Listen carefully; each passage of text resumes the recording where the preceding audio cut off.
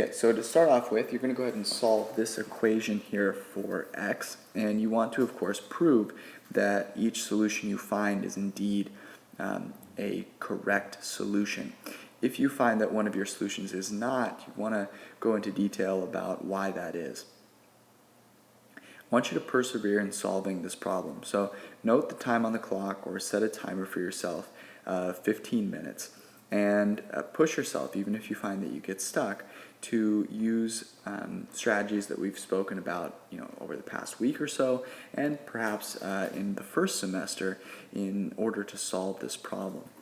And don't press play until those 15 minutes are up. If you find a solution, use our strategy for proving whether that solution is correct to check your work.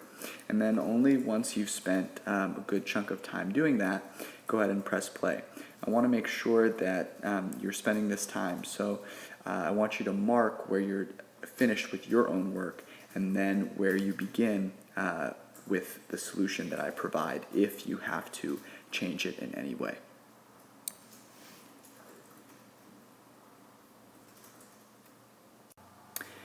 Alright, so those are the solutions. If those are not the solutions that you came up with, I want you to think about the situation that must be in order for you to find two solutions. And once you realize that, go back to your work and sort of note where that might show up. And if you are struggling and you have a couple of questions, write those questions down so that we can get them answered when we meet in our groups on Monday. And once you've done that, let's go ahead and move on to a new problem.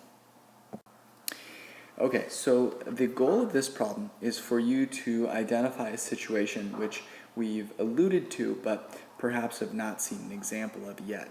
So go ahead and copy down this problem in your notes, and again, spend another 15 minutes working through it on your own. Once you've completed it, you want to go back to those key points that we've been noting and add your own key point regarding what you've discovered. If you are having trouble with any part, write down a question with regards to what you're struggling to do. So what I'm going to be looking for is either your completed solution and your new key point, or the questions with specifics as to what it was you were struggling with.